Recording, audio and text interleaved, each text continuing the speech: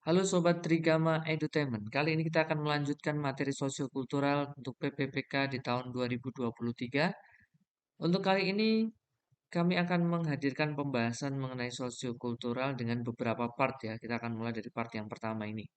Nah, untuk penyampaian materi pada kali ini, kita akan membahas variasi bentuk soal ya yang berdasarkan pada indikator atau aspek-aspek di dalam sosiokultural.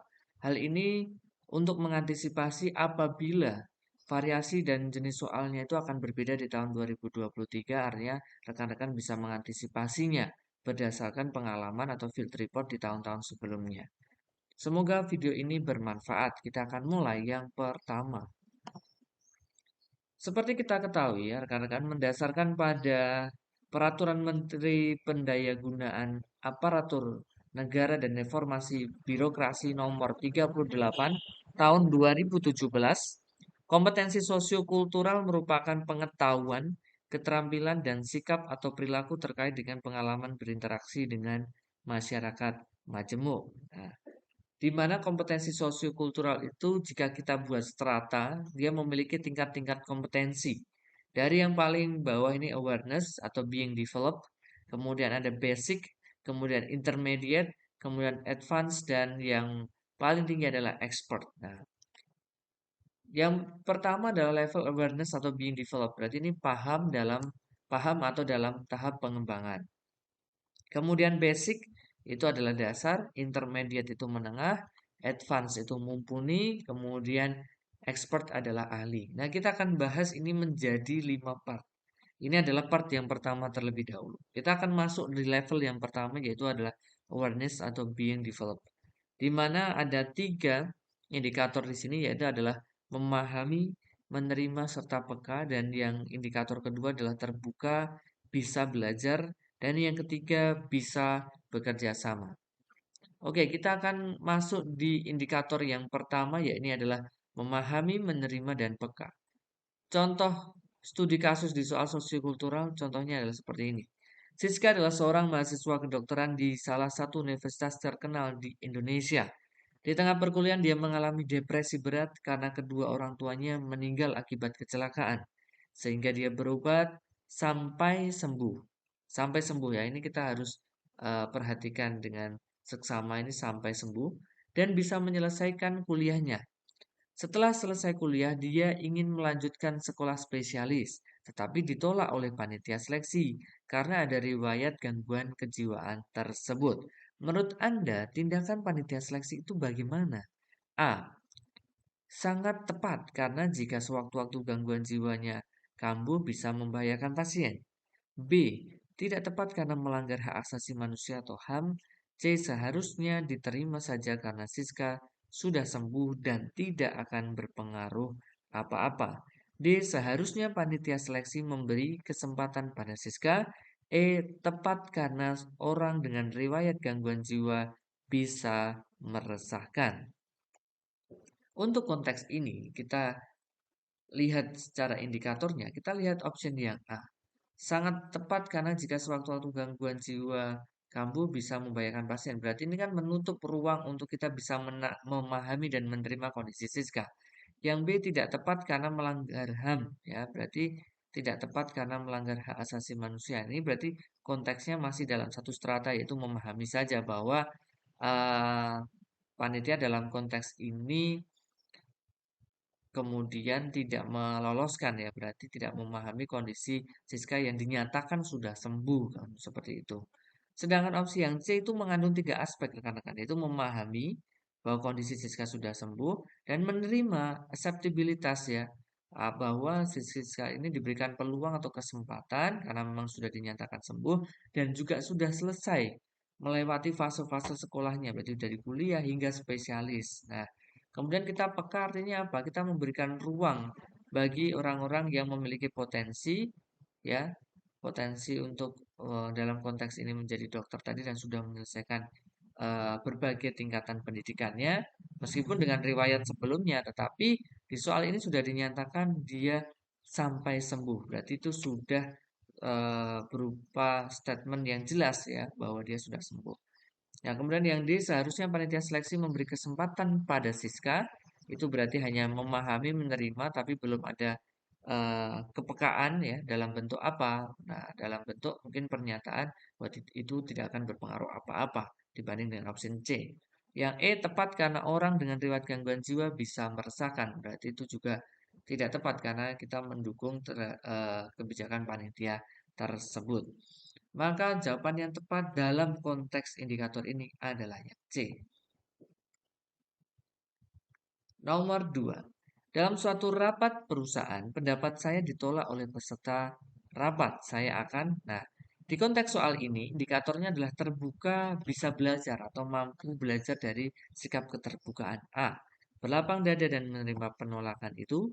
B. Tidak terima dan langsung meninggalkan tempat rapat. C. Berusaha keras meyakinkan peserta rapat untuk menerima pendapat saya. D. Menghargai perbedaan pendapat. E. Dengan berat hati menerima penolakan dan mengikuti rapat hingga selesai. Oke, kita akan bedah satu-satu. Jelas yang A, berlapang dada dan menerima penolakan itu karena ini sikap terbuka di dalam suasana rapat, di mana berbagai pendapat dan masukan harus kita terima secara terbuka untuk nantinya mencapai suatu tujuan bersama secara mufakat. Opsi yang B tidak terbuka karena dia tidak terima, ya, bahkan dengan sikap langsung meninggalkan ruang rapat yang tentu itu kurang etis atau tidak etis, ya. Kemudian tidak terbuka juga opsi yang C karena berusaha keras meyakinkan, masih berusaha untuk meyakinkan pendapat dia adalah pendapat yang paling tepat. Yang D, menghargai perbedaan pendapat, itu juga terbuka. E, dengan berat hati menerima penolakan. Nah, menerima penolakannya oke, tapi sayangnya dengan rasa berat hati. Mengikuti rapat hingga selesai juga oke. Jadi kita harus cermat dalam satu statement yang utuh itu harus benar-benar mengandung nilai-nilai yang positif semuanya, seperti itu. Nah, maka tinggal tersisa dua option, berlapang dada dan menerima penolakan itu, atau dia menghargai perbedaan pendapat. Jawaban yang tepat adalah berlapang dada dan menerima penolakan itu. Artinya apa? Kita tidak hanya sekedar menghargai perbedaan pendapat. Oh ya sudah, pendapat saya ditolak, ya sudah, saya tidak akan mempermasalahkan itu. Tidak hanya berhenti di situ juga, tetapi apa? Kita menerima tidak. Kita menerima penolakan itu enggak. Artinya apa? Barangkali dari penolakan itu atau kritikan itu ada manfaat yang bisa kita ambil. Berarti ada penerimaan, ya. Jadi sikap terbuka itu tidak hanya sekedar menghargai perbedaan pendapat selesai, tidak. Tetapi dengan cara apa? Oh, dengan cara menerima penolakan itu.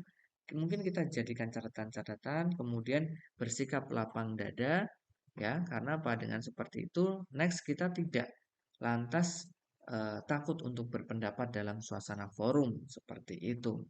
Jadi terbuka untuk mampu belajar, indikator yang sesuai adalah di option yang A. Nomor 3. Dalam dunia kerja Anda akan bertemu dengan orang-orang dari latar belakang yang berbeda. Terkadang ada orang yang cuek dan tidak mau tahu. Ada juga yang sangat aktif mengkritik dan menyuarakan pendapatnya terhadap Anda. Sikap Anda: A. Bersikap terbuka terhadap kritik atau masukan. B. Menjadikan kritikan sebagai masukan yang membangun agar Anda bisa menjadi pribadi yang lebih baik. C. Saya jadikan kritikan sebagai evaluasi diri. Dia berusaha menerima setiap kritikan yang dilontarkan untuk Anda. E. Memahami karakter setiap orang yang Anda temui. Dalam indikator terbuka bisa belajar, maka option A adalah sikap terbuka karena mampu menerima kritikan dan masukan secara terbuka. B. Menjadikan kritikan sebagai masukan yang membangun agar Anda bisa menjadi pribadi yang lebih baik. Nah, ini kita bisa membandingkan. Kalau di A tadi masih dalam suasana hanya terbuka, ya. Tapi yang B selain terbuka dia menerima kritikan, ya, tapi dia juga ada kemampuan untuk menjadikan sikap keterbukaan itu untuk belajar itu loh. Jadi ada dua poin di sini, terbuka dan belajar, karena ada kalimat di sini sebagai masukan yang membangun agar Anda bisa menjadi pribadi yang lebih baik. Berarti ada proses untuk belajar. Yang C, saya jadikan kritikan sebagai evaluasi, terbuka dan juga belajar. Karena apa? Menjadikan kritikannya untuk evaluasi diri menjadi lebih baik di kedepannya. Dia berusaha menerima setiap kritikan yang dilontarkan untuk Anda. Ya, berarti ini mengandung sikap terbuka. Tetapi belajarnya belum belum disampaikan di sini untuk sebagai apa, menjadi apa kan belum ada. Dan opsi yang E, memahami karakter setiap orang yang ditemui. Berarti ini memiliki sikap yang terbuka. Nah, dari option-option yang kita sudah screening ini, maka tersisalah B dan C. Jawaban yang memiliki poin paling tinggi adalah option yang B. Menjadikan kritikan sebagai masukan yang membangun agar Anda menjadi pribadi yang lebih baik. Jadi ini tidak hanya sekedar sikap terbuka, tetapi ada lagi yaitu adalah mampu untuk menjadikan diri kita menjadi lebih baik. Jadi ada proses belajar dan ada visi ke depan untuk menjadi pribadi yang lebih baik, seperti itu.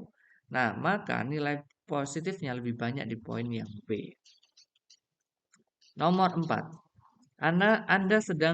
Anda senang tinggal dalam lingkungan yang A. Rumahnya berdekatan, B. Tertutup, C. Sepi, D. Suasananya individual, E. Suasananya penuh kekeluargaan. Nah, rekan-rekan juga harus memahami di dalam sosiokultural terdapat indikator bisa bekerja sama. Maka yang A. Rumah berdekatan di dalam konteks ini belum sesuai dengan indikator tertutup apalagi sepi karena berdekatan belum menjamin ya rekan-rekan akan berinteraksi dengan lebih lebih banyak gitu. Suasana individual apalagi. Nah, yang memiliki indikator atau aspek kerjasama adalah yang E, suasana penuh kekeluargaan. Sehingga untuk mampu adanya suatu interaksi kerjasama itu lebih tinggi untuk opsi yang E. Maka jawabannya tepat adalah E. Nomor 5. Setiap tahun atasanmu mengajukan cuti untuk kegiatan keagamaan dan melimpahkan pekerjaannya kepada Anda.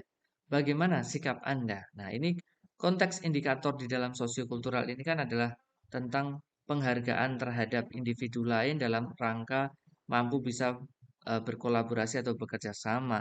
Nah, option yang A, menanyakan kepada bagian kepegawaian apakah limpahan pekerjaan atasan menjadi keharusan untuk dilaksanakan. Jadi ada proses untuk memverifikasi, apakah ini pekerjaan saya atau bukan, seperti apakah ini harus saya kerjakan atau tidak. Nah, ini malah mempertanyakan ya. Jadi ini kurang tepat.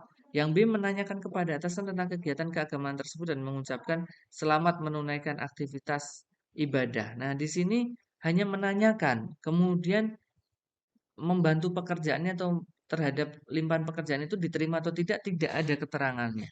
Yang C, bertanya kepada rekan-rekan mencari literatur tentang kegiatan keagamaan yang atasan lakukan. Justru malah tidak berfokus pada penyelesaian pekerjaannya.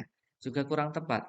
Yang D, biasa saja karena atasan biasa begitu. Nah, ini malah justru berbicara terhadap karakteristik dari atasan tersebut. Yang E, membantu pekerjaan atasan tersebut karena bisa jadi Anda saat cuti. Untuk option yang E, membantu pekerjaan atasan tersebut. Nah, berarti ini ada penerimaan terhadap limpahan pekerjaan. Nah, kemudian dijelaskan nih bentuk penghargaannya.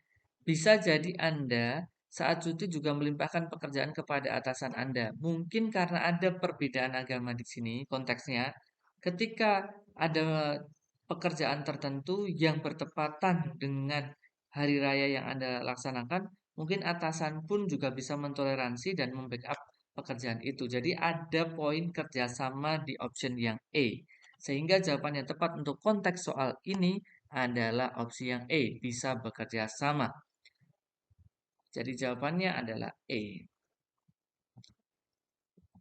Terima kasih atas atensi rekan-rekan dalam menyaksikan Trigama Edutainment. Semoga video kali ini bermanfaat. Saksikan part-part selanjutnya untuk membahas indikator-indikator sosiokultural maupun video-video lain yang berkaitan dengan persiapan BPPK di tahun 2023. Untuk rekan-rekan yang ingin mungkin mengikuti bimbingan online ataupun offline di Trigama Indonesia, mungkin rekan-rekan bisa chat di kolom komentar ataupun nanti kita cantumkan di deskripsi nomor yang bisa dihubungi atau sosial media dari Trigama Indonesia. Terima kasih atas atensi rekan-rekan. Jangan lupa like, komen, dan subscribe serta share video ini jika rekan-rekan merasa mendapatkan manfaat dan untuk disebarluaskan untuk rekan-rekan pejuang PPPK yang lain. Terima kasih. Salam hebat, salam cerdas, Sobat PPPK 2023. Terima kasih.